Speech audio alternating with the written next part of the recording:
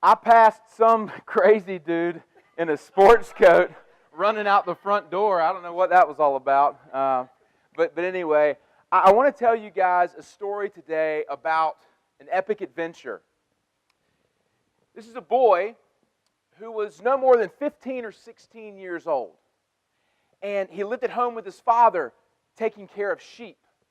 He was a shepherd. And one day his father came to him and his father said, "Son, I need for you to go to your brothers because they're fighting in this great battle. And I need you to take some provision to them." And this boy obeyed the call of his father, left the comfort of home, and he went to the battle line. But as he got to the battle line, he saw that his brothers in their army were at a deadlock with another army. And there was a valley in between them. And one army stood on the other side, and one army stood on this side. And nobody wanted to go into the valley for fear of being exposed. But every day, the enemy would send down a great warrior who would call out through the valley and challenge these people, "Come down and fight." And no one would because they were afraid. This little boy arrives and he's like, "What's going on over here?" And they say, "We can't go fight. Do you see how large this warrior is that they're sending down? He's a giant. Do you see the armor that he's wearing? There's no way we could fight." And the young boy says, "I'll fight." And they say, "You're crazy. You're too small. You're too young. He will kill you." Even his own brother pitched in and said, "What are you trying to do? Make a name for yourself?" The boy said, "For years I have been defending my flock against lions and bears. Surely the Lord will deliver this man into my hands." With that, the king shows up. And this king comes up to this boy and he gives him the consent to fight. The king takes off his armor and hands it to this boy. The boy puts on the helmet, the breastplate, grabs the sword of the king and the shield. And he says, "Wait a second. This doesn't feel right." And he does something crazy. He takes off the weaponry of the king and he lays it on the ground and he kneels and he picks up 5 smooth stones, places them in his pocket. He grabs a staff and he begins walking into the valley to face this giant. As he approaches the giant is offended. "How dare you send a child to fight me? I will kill you and feed your flesh to the birds." And this 15-year-old boy stands up boldly and he proclaims, "You come at me with swords and with a spear and with a javelin, but I come to you in the name of the Lord of hosts, the God of the armies of Israel, whom you defile. This day he will deliver you into my hands. I will strike you down and cut off your head, that all may know that there is a God in Israel, and that God does not fight with swords and spears, but the battle is the Lord's." And with that, the boy ran, grabbed a stone out of his pouch, slung it, and let it fly, and he hit the giant right between the eyes. And the giant fell dead instantly. That boy was David. You see, you don't have to grow up in church or even read your Bible to know the story of David and Goliath, right? We see this that pervades culture. Usually we think about it as the underdog. A couple years ago, Malcolm Gladwell wrote David and Goliath, taking the other angle that maybe David was actually the one who had the upper hand. You know, for me, as I sat down and realized that I was going to be closing today with you guys, closing this weekend out, I really understand. Y'all have been here. You've been hearing a lot of information. But I want you to bear with me. 15 minutes and we'll be done. And I want to tell you guys that as I look at this story of David and Goliath, it is a reflection of my journey. But if I may be so bold, it's a reflection of your journeys as well. You see, I want to look at this from a different perspective today because I think if we insert ourselves into that story, it has the power to transform us. See, a lot of times we read the Bible, we see the story, we maybe apply the principles, but it's different to insert yourself into the feet of a 15-year-old boy facing down a giant. But that's what I want to do today. Because I look back at my journey of writing and speaking and trying to grow this thing that I feel like God's placed in my heart. It's very much like David fighting this giant. And so there's a couple of things I want to share with you guys, or points for you guys to really digest. And number one is that David at some point had to leave the comfort of home. We see this in every great narrative. Frodo had to leave the Shire, right? Neo had to leave the Matrix. They had to leave the comfort of home. And that's difficult. It's difficult because comfort is what we're familiar with. And yet, David was our example in that he obeyed the call of his father and he left. He laid down what was familiar for what his father had asked him to do. And you might be saying, well, listen, I'm at the Launch Out Conference. I have left familiar. I have left comfortable. But I would challenge you guys with this. What I've learned in my journey is that there are many points along the way where we get threatened to be held comfortable. You see, for me, I wrote my book. I left comfortable. I stepped out. But what I realized is that I became very comfortable with that. Very comfortable, have written a book, speaking. I'm running my business. My income is great. We're good, right? This is comfortable. And I have been hard-pressed and challenged that we cannot grow comfortable. There are many comfortable places along our journey, and we have to understand to recognize them and move on from them. Just like David did. Because I'm learning this. The most tragic thing in the world is somebody who knows their dream but doesn't pursue it for the sake of comfort. So David leaves. And he goes to the armies. He's out into the world. And immediately he's ridiculed. He sees what's going on here, that this giant is threatening his people. And there's a problem there. It stirs something deep down in his soul. He's left comfort. He sees a problem. He says, I will fight that. And they mock him. And they ridicule him. In my own life, I have seen that struggle. It's very real. Your friends, your coworkers, they tell you things like, you're crazy. What are you doing? Are you seriously pursuing that? What, are you trying to make a name for yourself? You want to be some online guy? What is this about? Right? And we feel that ridicule. But the truth is that's all based in fear. But what I'm understanding is that, and we've talked about fear a lot today. Here's my perspective. Fear does not exist. Fear is a myth. Fear is something we make up. Let me tell you where I learned this. My partner and good friend Kevin and I have launched this radio show, and he taught me the difference between fear and fright. You see, fright is walking into the woods and seeing a bear. And you run or stand still, I don't know, I hope I never have to find out, but that is fright. That's that responsive nature. Here's what fear is. Fear is going for a walk in the woods and worrying about the bear that's not even there. The gospel tells us that the Lord did not give us a spirit of fear. So any decision we make in fear is in opposition to the Spirit of God. We cannot choose fear and have wisdom at the same time. Fear is a myth. It's something we create. It's something that paralyzes us. And here's how we know that. From what David did. When they criticized David, David immediately said, God delivered me from the lion and from the bear. Surely He'll deliver me from this giant. Because David knew that it was his humility before God that caused him to fight.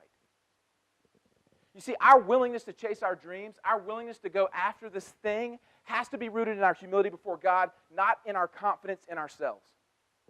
I tried my hardest the first year of my launch to sell as many books as I can. Network here, do this. I tried to be so strategic and logical about it, and I tried to follow my reason as to how to do this.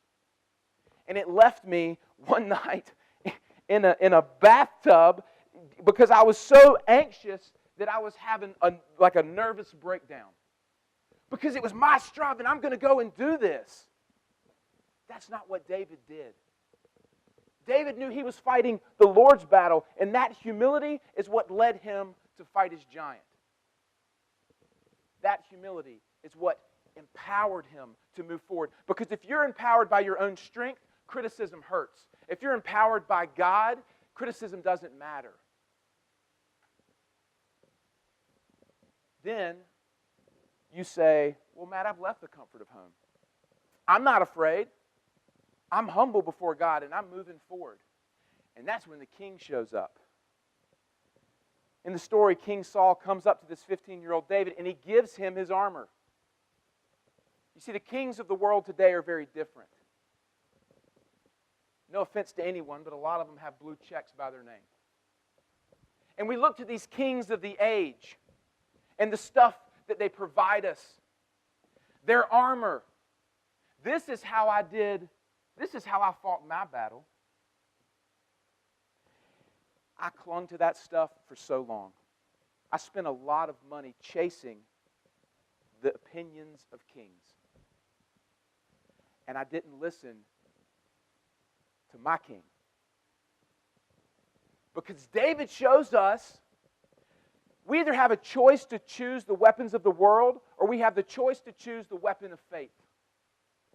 David laid down the armor of the world. Today, that's everything we see on Facebook and Twitter and WordPress and that constant stream of information that says, do this, this, this, this. Listen, that stuff is fantastic. Those guys, they're very successful and they have a lot of wisdom to offer, but the truth is, that's their armor. It's not yours. You have to listen to the king and listen for the armor that he's calling you to pick up. That's what I'm having to learn. You see, the world fights with swords. God fights with stones.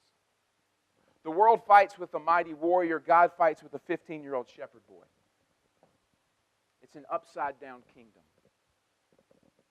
You see, there's a moment, though, when David relies on his faith and he moves towards his giant. And the giant chastises him. And in that place, David shows us where his passions lie. You see, David wasn't fighting the giant out of his own desires. He was fighting it because he knew that's what God had called him to do. He saw the problem. He is chastising the people of God. And that stirred something in his soul, and he said, I am going to fight. Many, many years later, the Apostle Paul in Philippians chapter 2 would write, do nothing out of selfish ambition. First couple of years of my launch, selfish ambition is what drove me. It wasn't overt. I wasn't trying to take advantage of people, but subtly, maybe you could make much of yourself in the process. All glory to God, make much of Matt. I had to learn how to kill that. Quite frankly, it took cancer. I don't want it to have to take that for you guys. But there's a moment where if Paul meant what he wrote, nothing is nothing. Don't write a book out of selfish ambition. Don't speak out of selfish ambition. Don't build a platform out of selfish ambition. That stings. But it is truth that I have had to learn. Because David, when he went to fight, he knew he wasn't fighting his own battle. It wasn't his desires that he was chasing. He was chasing the desires that God had pressed on his heart. And he knew that God was coming alongside him. You see, because that's the moment when we understand the battle is God's. We are his vessel, and that's when he comes alongside, and that's the moment when we learn to lay it down, that the sea parts and the walls fall and the giant is slain. But a lot of times it takes so much for us to get to that point where we lay it down. But David, what a great example. You see, I'm learning that when you understand you're not the center of the universe, that's the moment the universe is open to you. When you're the center of your universe, you can only see in this direction. It's when you step back and you allow God to be the center that you can see the entire picture. That's what David taught us. And finally, as David approached his giant, he didn't have to do anything other than what he had already been doing. It was an expression of himself. For years, he had been a shepherd defending his flocks against lions and bears. And now he was a shepherd defending God's people against a giant. He used the exact same weapon. It's what God had given him. You see, the stone in this, God has given us gifts and talents and passions. Those are our stones. That's what we fight with. The stuff that's in your heart, He's already given it to you. You have everything you have everything you need to accomplish everything He has placed before you. And that is transformational. So David said, I've been doing this my whole life. Doesn't take anything different. He's just responding. And the giant fell. See, I believe we are all destined for epic adventures. But these aren't adventures that are rooted in fame or popularity or money. That's safe. Fear is safe. Everybody's after that. We long for adventures based in love, based in passion and purpose and sacrifice. Those are the real scary ones. And we know that God's in it because we can't do it on our own strength. And that's the moment when we see Him show up. Guys, I have seen God show up in my own journey in ways I can't even begin to tell you. As Randy mentioned, I now have a radio show with a partner who is an author living in Franklin, Tennessee. 2 years ago, I prayed in my journal, God, send me someone to help. I need a helper. I need a Jonathan to David, right? You know, I need someone to walk alongside me. And this guy literally shows up in Wilmington, connected by one person. And we have a radio show. And I don't know what it looks like, but here's the cool thing about it, and this is what I would tell you guys. Goliath was not the only giant David had to fight. If you know the story, David would fight the giants of infidelity. David would fight the giants of his son trying to overthrow his kingdom. David would fight the giant of losing a child. His battle with Goliath was preparing him for his future. You see, guys, every moment in your past is God preparing you for what He has in store for your future. Every single moment. It just takes us laying it down. And I know it's an upside down thing, and it's taken me so long to learn this. But I can tell you and promise that it is truly freeing when you know that the weight is not on your ambition, the weight is not on your shoulders. You don't have to do this. He will show up and do it. It's amazingly powerful. Our only thing we have to do is submit and surrender. Fully. Not one hand raised in praise and the other hand hanging on to everything. It's both hands open. And that's not martyrdom. I'm not saying we have to become a cartoon and go and sell everything or whatever. You have to ask, what is my journey? What is that thing inside of me? What's the adventure you have set forth for me? Because there's a thumbprint of Him on you, and He wants your thumbprint through Him on the world. But you have to believe it, lay it down, and watch Him show up. I love you guys. Y'all have become good friends, huge encouragers to me on my journey. And I am a different person now than I was 2 years ago. And I'm grateful for that. And here is my heart. If you read David's story, when he's laid to rest, they said, there is a man after the heart of God. When I'm laid to rest, that is my greatest desire. I don't want to see books or speak in engagements. I want to be invisible. And I want to be seen through, and I want Him to shine through because He did it. And I would hope the absolute same thing for all of you guys. And I believe that when you learn this, learn to lay down, that God will show up in ways you cannot even imagine. And it's beautiful. Y'all have a good one.